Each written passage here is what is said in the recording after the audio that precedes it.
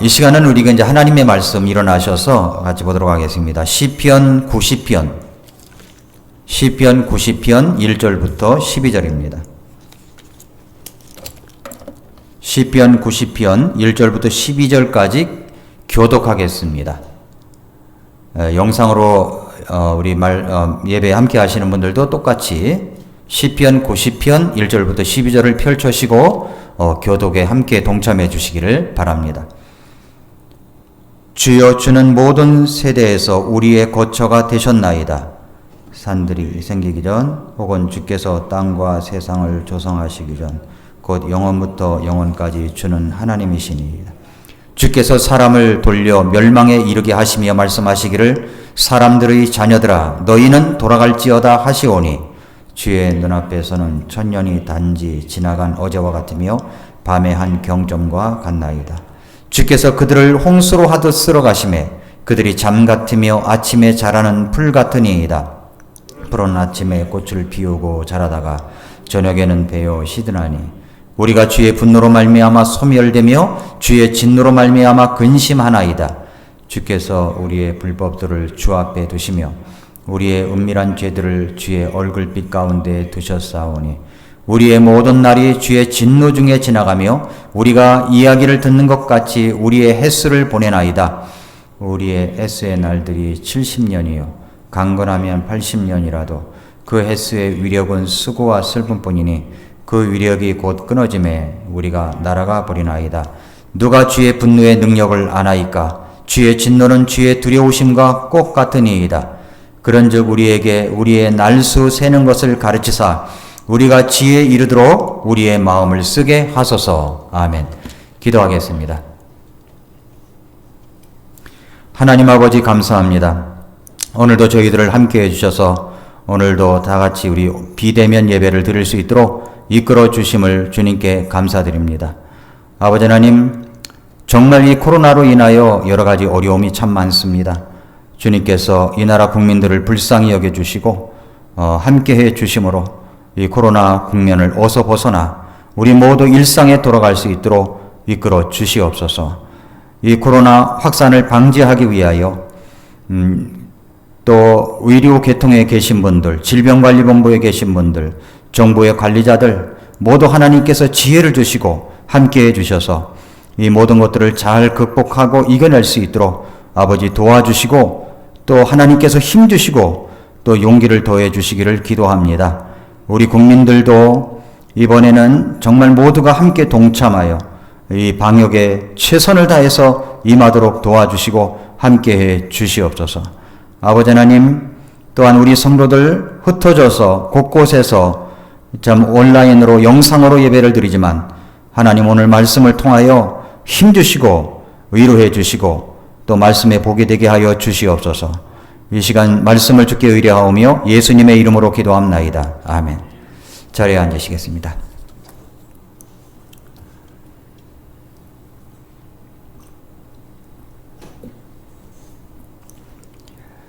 교회가 잘하고 있는지 안 하고 있는지 이게 구청에서 다 이렇게 왔다 갑니다. 그래서 아마 방금 왔다 간 것 같은데, 아무튼 우리 교회들이 잘하고 있고 앞으로도 잘해야 된다고 생각이 됩니다. 코로나19로 우리는 다시 비대면 예배를 하고 있습니다. 어쩌면 이것이 앞으로 자주 반복될 수 있을지도 모르겠다는 생각을 갖고 있습니다. 코로나19에 얽힌 많은 뒷얘기들이 있지만 저는 우리 성도님들의 안전을 도모하면서 하나님께 예배를 드리는데 최선을 다하고 싶습니다. 캘리포니아에서는 주 정부를 상대로 예배를 하지 못하게 하니까 주 정부를 상대로 어떤 교회에서 예배당에서 예배 못하게 만드는 것이 예배의 자유를 막는 것이기 때문에 예배당에 모여서 예배를 할 수 있게 해달라는 것을 법원에 소송을 냈습니다. 그랬더니 이 법원에서, 주 법원에서 교회에 손을 들어줬습니다. 그래서 예배당에서 모여서 예배를 드린다는 기사를 본 적이 있습니다. 그 많은 확진자 속에서도 그렇게 예배의 자유를 위하여 최선을 다하고 있습니다. 우리나라는 8.15를 전후해서 갑자기 확진자가 많아졌습니다. 강론하고 우리는 지금 방역에 최선을 다해야 합니다. 오늘 우리는 영상으로 예배를 드리지만 다시 한번 우리의 마음을 다잡고 경건한 마음으로 예배드리기를 힘써야 합니다. 하나님은 우리의 태도를 보시기 때문입니다. 우리가 뉴스만 보면 우리는 두려움과 불안으로 아무것도 할 수 없을 것 같습니다. 우리는 여기서 하나를 배울 수 있어야 됩니다. 그게 뭐냐면 매일매일 하나님이 얼마나 필요한가를 깨달아야 됩니다.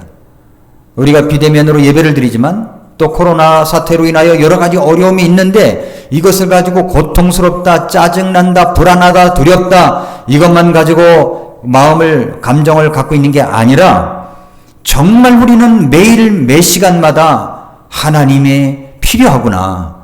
하나님이 함께 하시는 것이 필요하구나 라는 것을 깨달을 수가 있어야 됩니다. 저는 이것을 통해서 오늘 아침에 말씀을 보다가 시편 46편을 알게 됐습니다. 여러분 한번 시편 46편을 펼쳐보시기 바랍니다. 시편 46편. 시편 기자가 어떻게 이야기를 했는가. 그러니까 어려울 때 힘들 때는 우리가 시편을 매일 한 장씩 읽어도 마음속에 큰 위안이 됩니다. 오늘 시편 46편을 한번 펼쳐보시기 바랍니다. 본문을 보기 전에 우리가 시편 46편 보니까 하나님은 우리의 피난처시여 힘이시니 참으로 고난 중에 즉시 만날 도움이시라. 고난 중에 즉시 만날 도움이십니다. 그러므로 땅이 움직이든지 산들이 이동하여 바다 한가운데 빠지든지 바다의 물들이 큰 소리를 내며 뛰놀든지 그것들이 넘쳐서 산들이 흔들리든지 우리는 두려워하지 아니하리로다. 한 강이 있는데 그 강의 시내들이 하나님의 도시 곧 지극히 높으신 이에 장막들이 있는 거룩한 초소를 즐겁게 하리로다. 하나님께서 그녀의 한가운데 계심에 그녀가 흔들리지 아니할 것이요 하나님께서 그녀를 도우시되 이른 새벽에 도우시리로다. 이교도들이 경노하고 왕국들이 흔들렸으니 그분께서 자신의 음성을 내심에 땅이 녹았도다. 만군의 주께서 우리와 함께 계시니 야곱의 하나님은 우리의 피난처시로다. 와서 주께서 땅끝에 이르기까지 전쟁들을 그치게 하시나니 곧 활을 꺾고 창을 동강내며 병거를 불태우시는도다. 가만히 있으라. 그리고 내가 하나님인 줄을 알지어다. 내가 이교도들 가운데서 높여지고 땅에서 높여지리로다. 만군의 주께서 우리와 함께 계시니 야곱의 하나님은 우리의 피난처시리로다. 그랬습니다. 이 말씀에 뭐라고 그랬어요? 10절 11절을 다시 보세요. 가만히 있으라. 그리고 내가 하나님인 줄을 알지어다. 그렇습니다. 여러분 우리가 매일 매시마다 정말로 하나님인 줄을 깨달으면서 생활하는 것이 가장 중요한 것입니다. 두려움과 불안이 있지만 그럼에도 우리는 하나님을 향한 고백이 있어야 됩니다. 하나님은 우리의 피난처이십니다. 하나님은 나의 힘이십니다. 하나님은 고난 중에 즉시 만날 도움이십니다. 예수님은 나의 피난처십니다. 예수님은 나의 힘이십니다. 예수님은 고난 중에 즉시 만날 도움이십니다. 이런 고백들이 있어야 되는 겁니다. 이런 사실들이 우리 매일 매 시간마다 있어야 되는 것입니다. 예수님 오실 때쯤이면 역병과 지진과 기근이 일어난다고 성경에 이미 예언되어 있었습니다. 역병은 오지 않을 것이 온 것이 아니라 올 것이 온 것입니다. 이런 상황도 마찬가지입니다. 코로나와 같은 역병은 계속해서 올 것입니다. 더 센 것도 올 것입니다. 왜 그렇게 역병이 올까요? 두 가지 이유죠. 한 가지는 예수님 오실 때가 다 되었으니까 예수님 만날 준비하면서 의미 있는 인생을 살거라 하시는 메시지고, 또 하나는 말씀대로 예언대로 모든 것이 이루어져 가니까 믿지 않는 사람들이 구원받기를 기다리시는 하나님의 사인이 이 역병 속에 있는 것입니다. 지금은 역병만 일어나죠. 지진이 일어납니다. 곧 이제 지진이, 깜짝 놀랄 지진이 일어납니다. 백두산도 언제 터질지 모른다고 하죠. 네, 지금 환태평양 지대에 불의 고리가 연결되어 있는데 그게 언제 터질지 모른다고 그러죠. 이런 지진이 터질 것입니다. 그러므로 우리는 또 지진이 일어날 때, 아, 예수님이 더 가까이 오셨구나 알게 될 것이고, 그 다음에는 기근이 일어납니다. 기근이. 흉년이 일어나게 될 것입니다. 이런 일들이 이제 일어나게 되어 있습니다. 자, 이런 이유가 있습니다. 그렇기 때문에 우리는 우리의 남은 인생을 너무 헐떡거리면서 자신만을 챙기는 인생이 아니라, 우리가 벌어도 공부해도 무엇을 배워도 하나님의 영광을 위하여, 먹든지 마시든지 무엇을 하든지 다 하나님의 영광을 위하여 살아가는 우리들이 될 수 있도록 나머지 인생을 재설계를 해야 됩니다. 재부팅을 해야 돼요. 리부트를 해야 된단 말입니다. 돈을 사랑하면 하나님을 이용해서 돈만 벌려고 하고, 하나님을 사랑하면 돈을 이용해서 하나님을 섬기려고 하는 것입니다. 앞으로 이런 날이 올 것을 준비하기 위하여 저는 여러분의 집에 찬송가를 개인당 한 권씩 다 갖고 계시기를 바랍니다. 개인당 한 권씩. 왜냐하면 지금은 뭐 이 앞에 비춰지는 가사를 통해서 한다고 하지만, 여러분이 이제 온라인도 끊어지고 여러분 각자 집에서 예배할 날이 올지도 모릅니다. 그때 여러분 가장이 이제 예배를 인도해야 됩니다. 말씀을 공급받아야 돼요. 뭐 카톡방이 있어서 무엇을 공급해주고 그런 거 전혀 없습니다. 이제 그럴 날이 올 거예요. 그런 날에 이제는 정말로 아날로그 예배, 혼자서 가정 예배, 가정교회가 되어서 여러분들이 말씀을 보고 찬송을 불러야 됩니다. 찬송가 혹시 갖춰지지 않은 분들은 개인당 한 권씩 다 갖춰주시기 바랍니다. 그리고 또 이번 주일날까지, 돌아오는 주일날까지 찬송가를 갖고서 여러분 찬송을 하시기 바라고, 이것이 교회에 들려서 구입을 못 하시는 분들은 우리가 택배를 보내드리도록 하겠습니다. 택배비는 여러분이 내셔야 됩니다. 예, 우리 그 건당 10,000원씩이죠? 10,000원인가요? 예, 10,000원씩입니다. 곧 오를 것 같은데, 네, 구입을 해서 여러분이 성경책, 내 성경책, 내 찬송가, 이것을 갖추어 놓으시기를 바랍니다. 이런 얘기를 하면 뒤로 흘려듣지 마시고 즉각적으로 여러분이 들으면서 순종할 수 있어야 됩니다. 여기 고난 중에 즉시 만날 도움이신 분이 우리 하나님이시라고 했습니다.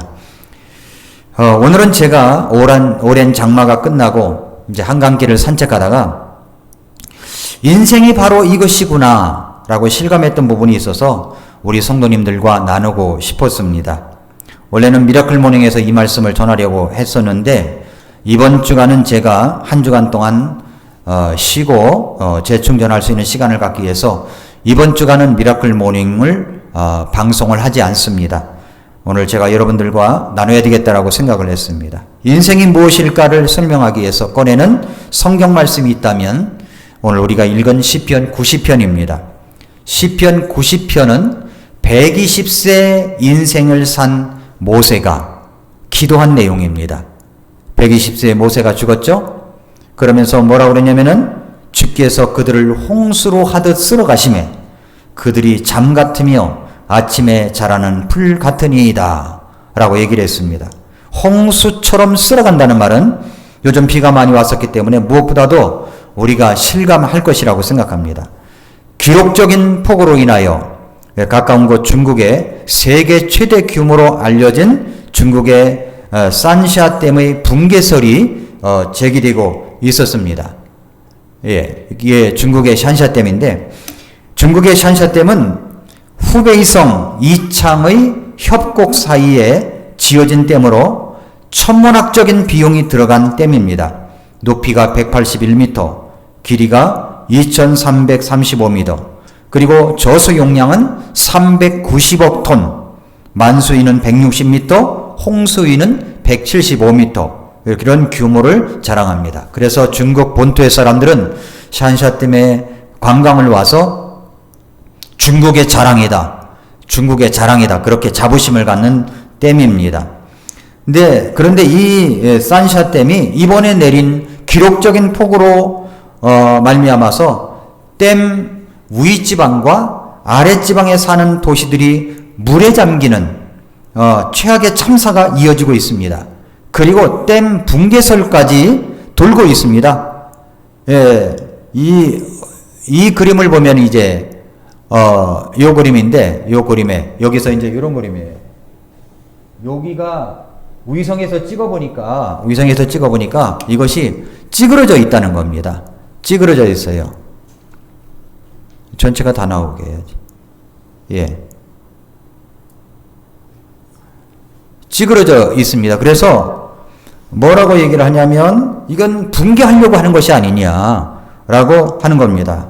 최근 폭우가 지속되면서 산샤댐의 수위가 홍수 통제 수위인 160m를 넘어서면서 중국 당국이 정말 촉각을 곤두세우고 있는 댐입니다.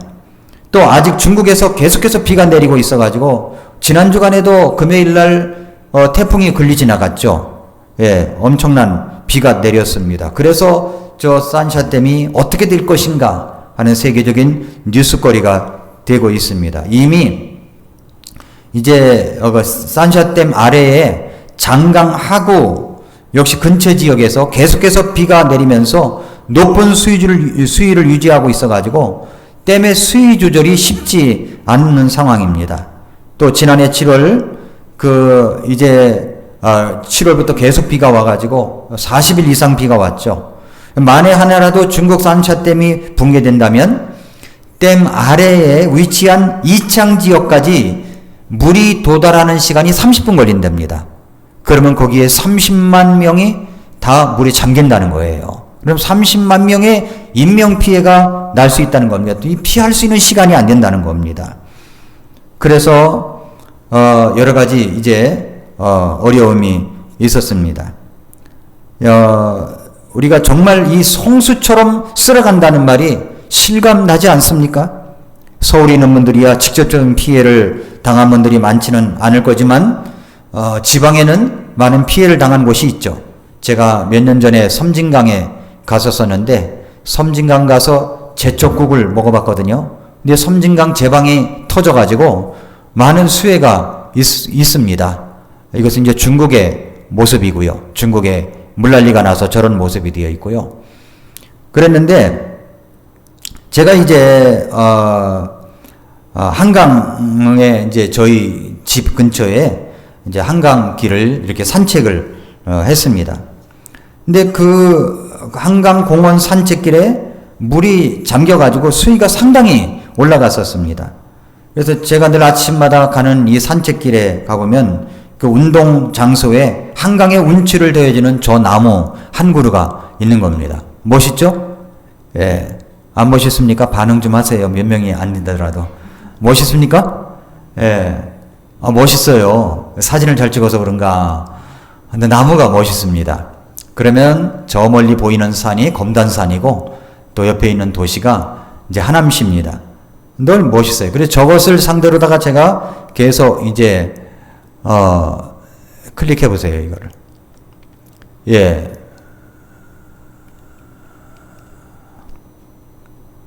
잠깐만요. 이걸 클릭해 보세요. 정원배 형제님.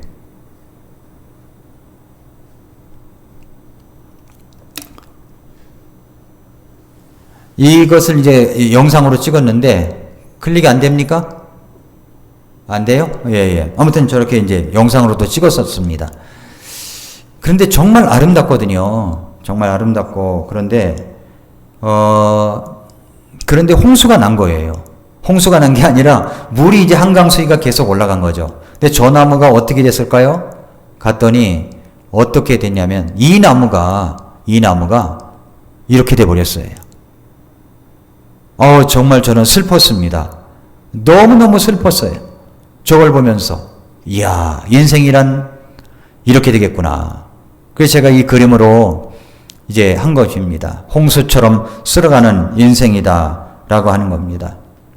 시편 90편 5절 말씀이 생각났어요. 주께서 그들을 홍수로 하듯 쓸어가심에 그들이 잠 같으며 아침에 자라는 풀 같으니이다 그랬어요. 인생이란 무엇일까요? 시편은 그 인생에 대해서 돌아보게 합니다. 홍수로 하듯 쓸어가는 것이 인생이라고 합니다. 홍수로 하듯 쓸어가는 인생이에요. 그리고 잠 같다고 그랬어요. 잠. 이 잠이라고 하는 단어는 여기에 쓰이는 단어가 시편 76편 6절에도 쓰여 있는데 오 야곱의 하나님이여 주께서 꾸짖으심에 병거와 말이 다 깊은 잠에 빠졌나이다 라고 했는데 이 잠이라는 단어, 쉐나라고 하는 단어가 똑같이 같은 단어예요. 깊은 잠에 빠졌다는 말은 죽었다는 말이죠. 그러니까 죽음의 잠을 말하는 겁니다. 예레미야 51장 51절에도 내가 그녀의 통치자들과 지혜로운 자들과 대장들과 치리자들과 용사들을 취하게 하리니 그들이 영원히 잠들어 깨지 못하리라 할 때 이 쉐나 똑같은 단어입니다. 그러니까 죽음의 잠을 이야기하는 겁니다. 영원히 잠들어 깨지 못한다. 똑같은 단어예요. 그러니까 인생은 죽음의 잠과 같다고 시편에서 말씀합니다. 그리고 또 뭐라고 그래요? 아침에 자라는 풀과 같다라고 이야기를 합니다. 주께서 그들을 홍수로 하듯 쓸어가심에 그들이 잠 같으며 아침에 자라는 풀 같으니이다. 풀은 아침에 꽃을 피우고 자라다가 저녁에는 베어 시드나니 아침에 자라는 풀, 뭔가 소생함을 이야기하는 것 같지만 앞뒤 구절과 연관지어 해석한다면 인간의 부활, 소생함을 이야기하는 것이 아니라 뭔가 반짝하고 일어나는 것 같지만 결국은 베어서 누워서 시들어가는 풀과 같은 것이 인생이다라고 하는 겁니다. 바로 저런 모습이라는 거죠. 그 생명이 영원하지 못하고 결국에는 소멸하고 만다는 것이 우리 인생입니다. 그럼 우리 인생이 어떤 모습입니까? 자, 여기 보세요. 여기 이 보석에서 우리 인생이 이런 모습이 이런 모습, 저런 모습이면 얼마나 좋아요. 그런데 곧 어떤 모습으로 변해요? 우리 인생의 모습이 저렇게 팍 쓰러지는 홍수처럼 쓸어가는 인생이 돼버리고 만다는 것입니다. 우리 인생이라고 하는 것이 사실 이제 아마 60이 넘어가면서부터 실감이 나지 않는가 이렇게 생각이 들어요. 50대는 그래서 60이 넘었는데도 몇 살이냐 그러면 59이라고 그러는 사람들 있잖아요. 65세 넘어가면 이제 그때서야 제 나이 이야기하고 50대가 됐는데도 몇 살이냐 그러면 49이라고 하는 사람도 있는 것 같더라고요. 아무튼 인생의 속도가 자기 나이만큼 속도가 붙는다고 합니다. 그러니까 저는 60km 이상 지금 달리고 있어요. 여러분은 몇 킬로로 달리고 있습니까? 천천히 가는 것 같죠? 예, 금방 갑니다. 연세가 많이 드신 분들에게 여쭤보세요. 금방 간다고 그러죠. 시편에도 그렇게 이야기를 하죠. 참 빠른 것이 인생이라고. 이번 코로나19의 시발점이 된 전염병의 시작은 중국 우한에서 시작된 거예요. 그러니까 모든 전염병은 우한발이지 교회발이니 무슨 스타벅스 발이니 이런 건 아니라고 저는 생각을 합니다. 제 생각에 그렇습니다. 그런데 그게 중요한 것이 아니고 서울, 이제 제가 드리려고 하는 것이 서울 인구쯤 되는 중국 중부의 가장 큰 도시인 코로나가 발생한 우한이라고 하는 도시가 있습니다. 거기에 1917년에 지어진 6층짜리 서양식 건물이 있다고 합니다. 징밍로우라고 하는 이름의 이 건물이 세워진 지 정확하게 80년째 되던 해의 어느 날 이 건물을 설계했던 영국의 한 건축 사무소로부터 한 통의 편지가 도착했습니다. 그 편지에는 이렇게 쓰여 있었습니다. 징밍로우는 저희 건축 사무소에서 1917년에 설계한 건물입니다. 당시 사용 기한을 80년으로 잡아서 설계했습니다. 이제 곧 기한이 만료되오니 건물주께서 각별히 주의하시기 바랍니다. 이렇게 편지를 보냈대요. 디테일의 힘이라는 책에 나오는 내용입니다. 영국의 한 건축기사의 디테일한 부분까지 챙겨주는 친절을 이야기한 내용인데, 그런데 저는 그 디테일의 힘에서 이런 내용이 왔을 때 무릎을 쳤어요. 이 내용은 하나님께서 우리들에게 보내는 편지구나 라고 생각이 들었어요. 그런 상황 같았습니다. 왜냐하면 시편 90편 10절에 그렇게 말씀하고 있지 않습니까? 우리 횟수의 날들이 70년이요 강건하면 80년이라도 그 횟수의 위력은 수고와 슬픔뿐이니 그 위력이 곧 끊어짐에 우리가 날아가 버리나이다 라고 했습니다. 저는 이 말씀이 영국 건축 사무소에서 징밍로우 건물주에게 보내어진 편지처럼 느껴졌지만 바로 그것이지만은 그러나 하나님 사람의 모세가 기도하면서 지은 시편 말씀을 통해서 우리에게 보내어진 편지라고 생각이 들었습니다. 인생의 정한 연수가 70년입니다. 그러나 건강하다면 80년까지 당신 건물을 쓸 수가 있을 겁니다. 이제 곧 무너질 테니까 조심하여 지혜의 마음으로 살아가시기를 바랍니다. 그 내용이에요. 오늘 본문 시편 90편은 우리 인생을 돌아보게 하는 말씀이 기록되어 있습니다. 사람들은 인생이 무한정 계속될 것처럼 살아갑니다. 긴급한 일의 횡포에 휘말려 정말 중요하고도 긴급한 일이 무엇인지 모르고 바로 앞에 닥친 일에만 몰두하여 살아가는 사람들이 너무나 많습니다. 여러분의 나이가 어떻게 되었든 여러분의 인생을 돌아보시기를 바랍니다. 주님께서 말씀하신 우리 인생을 건축하시고 그 시한이 7, 80이라고 하셨는데 80에서 여러분의 나이를 빼보십시오. 얼마나 나옵니까? 그것도 건강하게 잘 살아야 그 정도 남은 것일 겁니다. 만약에 80을 빼있는데 플러스가 나온다면 인생 보너스입니다. 무엇인가 80이 넘어서까지도 여러분이 더 오래 사신다면 그 넘치는 날수를 사는 동안 하나님께서 말씀하시는 할 일이 있기 때문에 더 오래 사시게 한 것이라고 생각합니다. 우리 인생이 얼마 남았습니까? 그 남은 날수가 무한정 계속될 것이라고 장담하지 마십시오. 인생이라고 하는 것이 언제든 꺼질 수 있는 것이 인생입니다. 다시 시편 90편 10절을 보십시오. 우리의 해수의 날들이 70년이요 강건하면 80년이라도 그 해수의 위력은 수고와 슬픔뿐이니 그 위력이 곧 끊어짐에 우리가 날아가 버리나이다. 날아가 버린나이다. 계속되는 시편 말씀 90편 11절 12절에서 보니까 누가 주의 분노의 능력을 아나이까 주의 진노는 주의 두려우심과 꽃 같으니이다. 그런즉 우리에게 우리의 날수 세는 것을 가르치사. 날수를 세보세요. 얼마 남았나? 우리가 지혜에 이르도록 우리의 마음을 쓰게 하소서. 제한된 인생을 살아가는 우리에게 우리의 날수, 남은 날수 세는 것을 가르쳐서 지혜의 마음을 갖게 해달라고 기도합니다. 여러분의 인생의 날수 얼마 남았습니까? 80을 빼보십시오. 남았습니까? 얼마나 남았습니까? 남았습니까? 80에서 넘었습니까? 그러면 여러분은 하나님께서 보내서 인생을 주신 것입니다. 사실 모세는 80이 그의 인생의 끝인 줄 알았습니다. 그리고 120세에 그는 하나님께서 그를 80세에 부르셔서 40년을 놀랍게 쓰셨다가 그리고 120세에 건강하게 인생을 마쳤습니다.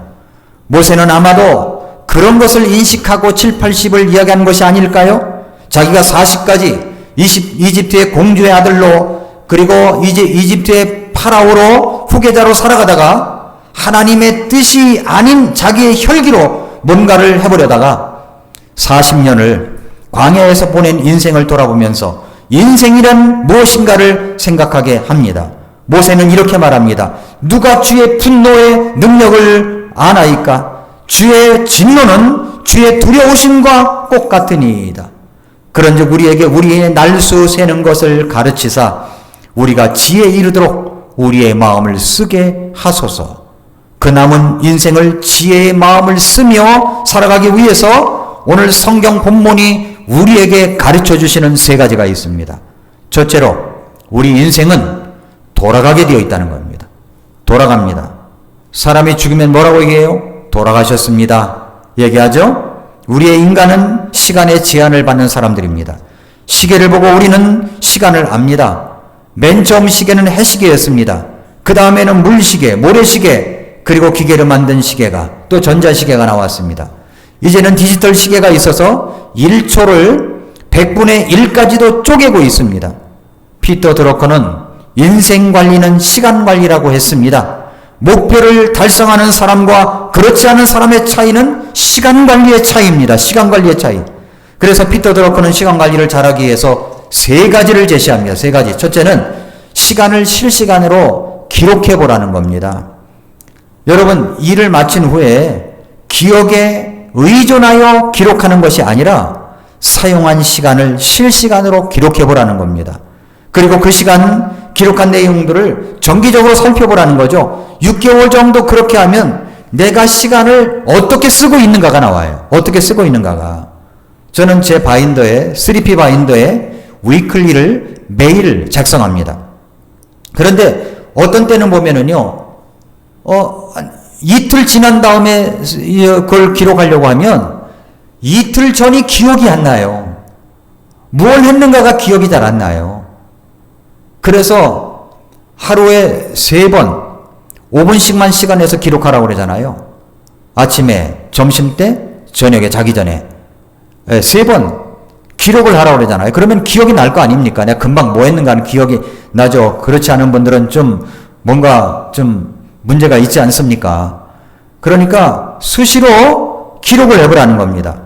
그래서 가계부를 적듯이 여러분의 시간의 가계부를 적어보라는 거죠. 내가 사용한 시간을 한번 기록해 보십시오. 어떻게 쓰고 있는가. 1분 1초를 어떻게 쓰고 있는가 기록을 해 보십시오. 그러면 시간 관리를 해봅니다. 저는 색깔까지 칠하니까 이제 색깔까지 빨간색은 주 업무, 또 주황색은 보조 업무, 하늘색은 책 읽기, 뭐 세미나, 뭐 이런 것이고, 녹색은 개인적인 것, 보라색은 관계적인 것, 이렇게 해서 색깔까지도 해놓습니다. 그러면 색깔을 보면 내가 어느 시간을 일주일에 많이 쓰고 있는가가 보입니다. 가계부를 적듯이 매일 내가 사용한 시간을 기록해 보는 것입니다. 그러면 시간 관리를 어떻게 할 것인가가 나옵니다. 시간 관리 기록을 했으면 그 다음에 해야 될 일이 있죠. 피터 드러커가 만 두 번째 건 시간을 관리하라는 것입니다.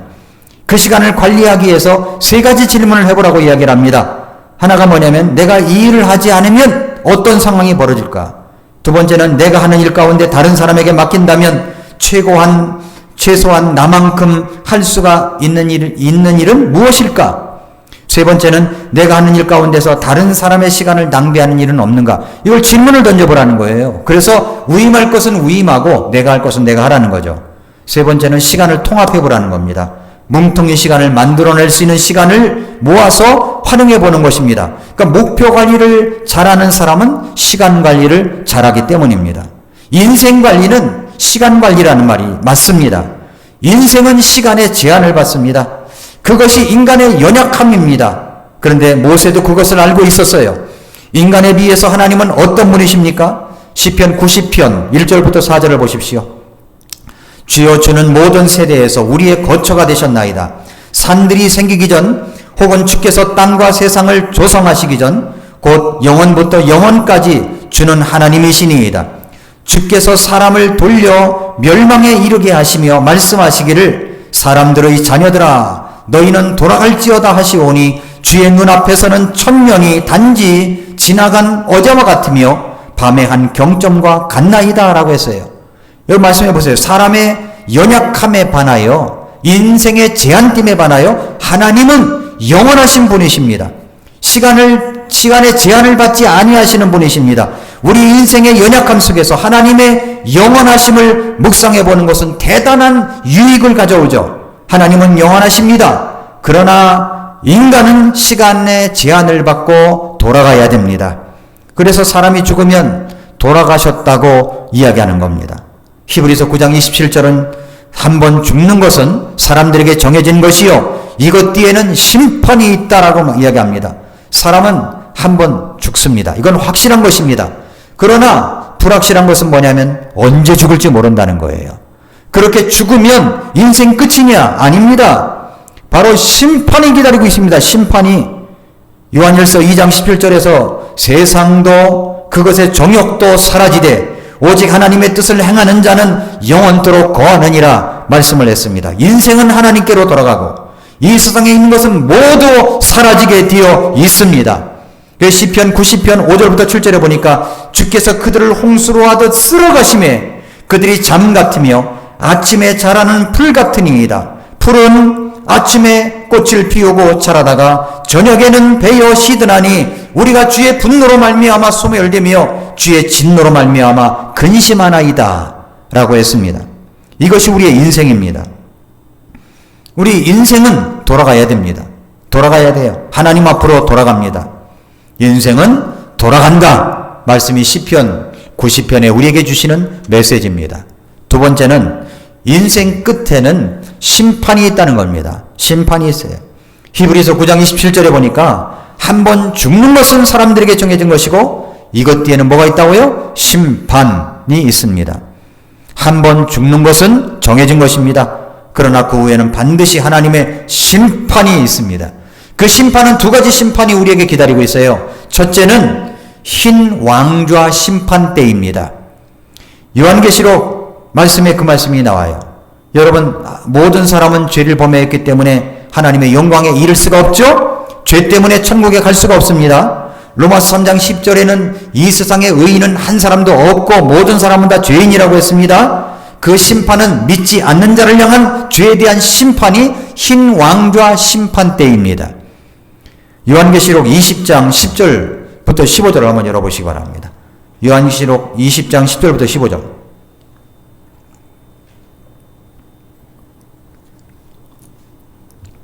또 그들을 속인 마귀가 불과 유황 호수에 곧 그 짐승과 거짓 대언자가 있는 곳에 던져져서 영원 무궁토록 밤낮으로 고통을 받으리라. 영원 무궁토록 고통을 받습니다. 그런 장소가 있어요. 또 내가 크고 흰 왕좌와 그 위에 앉으신 분을 보니 땅과 하늘이 그분의 얼굴을 피하여 물러가고 그것들의 자리가 보이지 아니하더라. 또 내가 봄에 죽은 자들이 작은 자나 큰 자나 할 것 없이 하나님 앞에 서 있는데 책들이 펴져 있고 또 다른 책이 펴져 있으니 곧 생명책이라. 죽은 자들이 자기 행위들에 따라 책들에 기록된 그것들에 근거하여 심판을 받았더라. 바다가 자기 속에 있던 죽은 자들을 내주고 또 사망과 지옥도 자기 속에 있던 죽은 자들을 넘겨주매 그들이 각각 자기 행위들에 따라 심판을 받았고 사망과 지옥도 불호수에 던져졌더라. 이것은 둘째 사망이니라. 누구든지 생명책에 기록된 것으로 드러나지 않은 자는 불호수에 던져졌더라. 이것이 바로 흰 왕좌 심판석입니다.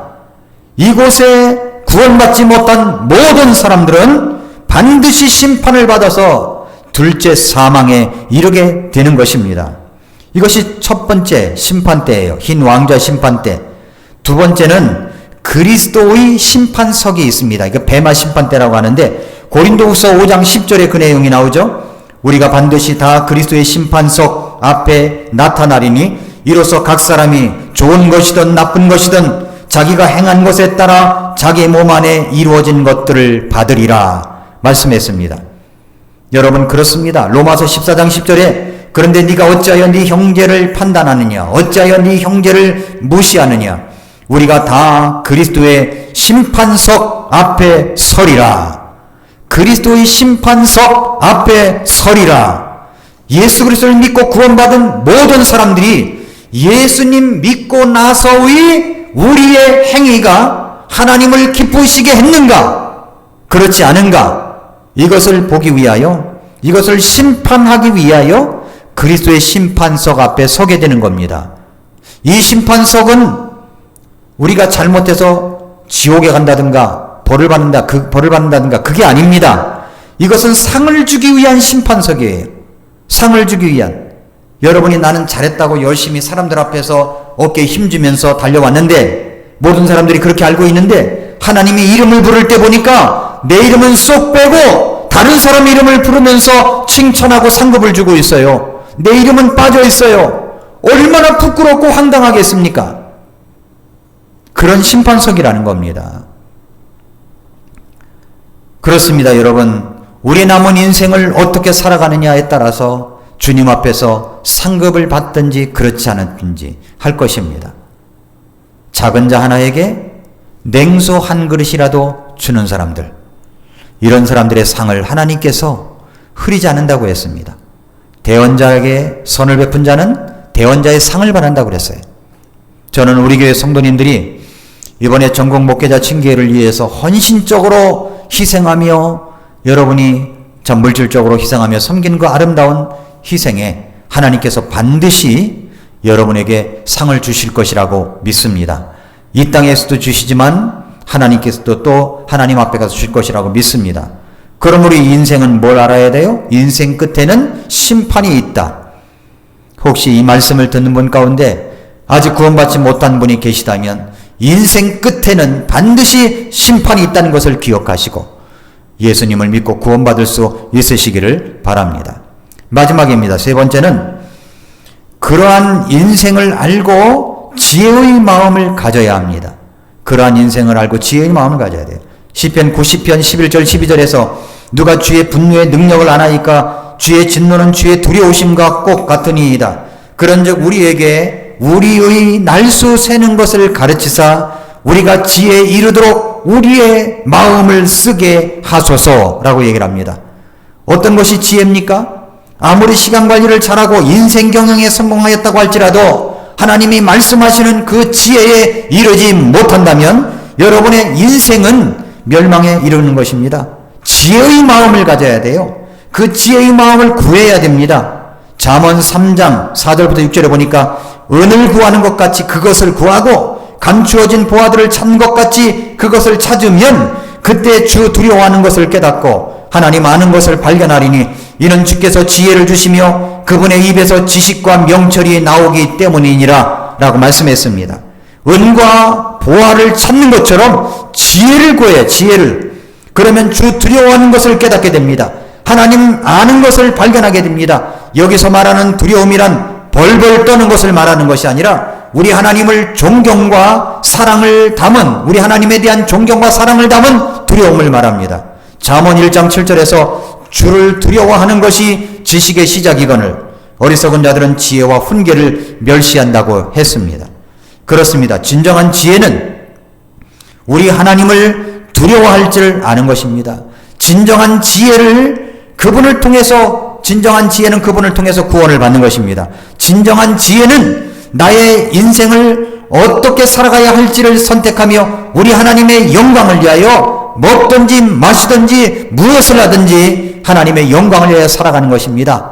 여러분이 생활적으로 정말 어렵고 힘든 가운데에서 열심히 돈을 벌고 또 나가서 땀을 흘리고 하는데 땀 흘린 것만 가지고 끝내지 마시고 그것을 통해서라도 어려우면 어려운 대로 형편이 좋으면 좋은 대로 어떻게 하면 하나님을 섬길 것인가 희생할 것인가 헌신할 것인가 이것을 생각하면서 주님의 몸된 교회를 세워나가며 아니면 하나님 앞에 나와 새벽에 나와 하나님 앞에 기도하는 시간을 갖고 이런 시간들을 보낼 줄 알아야 됩니다. 나는 하는 것이 없다. 잘 벌리지 않는다. 힘들다. 짜증난다. 이것으로만 하면 인생이 헛된 거예요.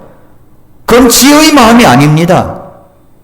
하나님 앞에서 헌신할 수 있는 것이 여러 가지가 있지 않습니까? 새벽에 일어나 하나님 앞에 기도하는 사람들, 성도들을 위하여, 이 나라를 위하여, 선교사님들을 위하여 기도하는 것, 그것보다 큰 무기가 어디 있습니까? 그런 시간을 충분히 갖는 것. 기도가 많을수록 이 나라는 살아날 것이고 기도가 많을수록 내 인생도 살아날 것이라고 믿습니다. 진정한 지혜를 가지십시오. 세상적 가치관이 아니라 하나님의 창조적 가치관을 가지고 이 땅에서 가장 의미 있는 인생의 길을 걸어가야 합니다. 사랑하는 성도 여러분, 그 하나님이 우리 연약한 인간을 위해서 하나님의 아들 독생자 예수 그리스도를 보내주셨습니다. 그 예수님을 믿고 구원을 받으면 제한된 이 세상에서 영원한 세계인 천국에 우리가 가게 됩니다. 먼저 자신이 죄인인 것을 회개하고 예수님이 나의 죄를 용서해 주고 구원해 주신 사실을 믿고 영접해야만 우리는 구원받을 수가 있죠. 여러분 가운데, 이 말씀을 듣는 여러분 가운데 구원받지 않은 분이 계시다면 꼭 예수님을 믿고 구원받는 그런 역사가 일어날 수 있기를 바랍니다. 구원받은 여러분들, 우리가 남은 인생을 어떻게 살아가야 됩니까? 이 쓸려가는 인생을 생각해 보십시오. 아무리 저렇게 청청한 나무라고 할지라도 홍수처럼 쓰러져 가서 말라 비틀어진 모습으로 들 수밖에 없는 것이 인생입니다. 그게 우리 인생이에요. 언제 어떤 것들이 나를 쓸어갈지 몰라요. 하나님 앞에서 그래도 푸르고 푸른 모습이 되어야 되지 않겠습니까? 이런 모습이 바로 우리들의 모습이 될 줄 알아야 됩니다. 지혜의 마음을 구하십시오. 지혜의 마음을 가지고 남은 인생을 의미 있게 살아가는 성도 여러분 되시기를 바랍니다. 기도하겠습니다. 이 시간 머릿속에서 기도할 때 조용히 기도하는 시간을 갖기를 바랍니다.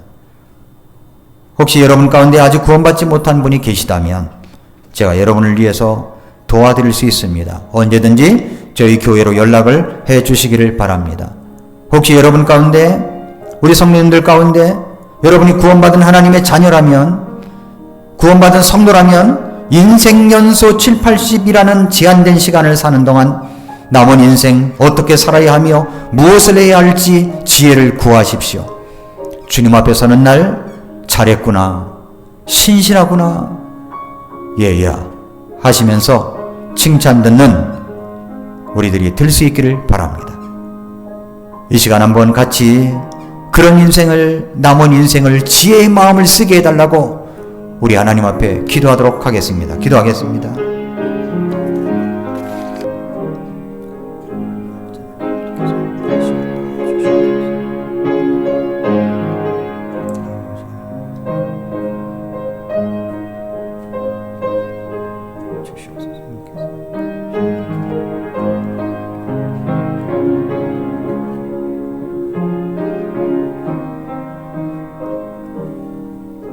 하나님 아버지 감사합니다.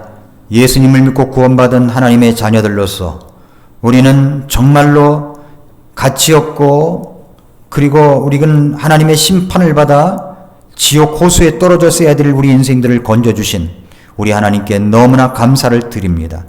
예수 그리스도의 십자가 은혜가 아니었다면 어찌 우리가 이렇게 정말 의미 있는 인생을 살아갈 수가 있겠습니까? 하나님, 그럼에도 불구하고 우리는 때때로 우리 인생을 낭비할 때가 많이 있습니다. 헛된 곳에 마음을 쏟으며 이 남겨진 인생을 어떻게 살아가야 될지를 설계하지 못할 때가 있습니다. 하나님, 코로나19로 인하여 우리 인생을 리부트하여 남은 인생 지혜의 마음을 갖고 하나님의 영광을 위하여 먹든지 마시든지 무엇을 하든지 하나님의 영광을 위하여 하나님이 우리에게 맡겨주신 사명을 위하여 살아가도록 역사하여 주시옵소서. 복음을 전하고 사람들을 인도하고, 그래서 사람들을 구원받게 하고 세계 선교를 감당하는 우리 모두가 될 수 있도록 하여 주시옵소서. 돈을 버는 목적을 뚜렷이 정하도록 하시고, 내가 공부하는 목적을 뚜렷이 정하도록 하시고, 내가 인생을 사는 목적을 뚜렷이 정해서 남은 인생 지혜의 마음을 갖고 살 수 있도록 역사해 주시옵소서. 홍수처럼 쓸려가는 인생 보다 더 주님 앞에 의미 있는 인생이 되도록 역사해 주시옵소서. 오늘 이 시간을 감사드리며 예수님의 이름으로 기도합나이다. 아멘. 다 같이 일어나셔서 440장 찬송하겠습니다.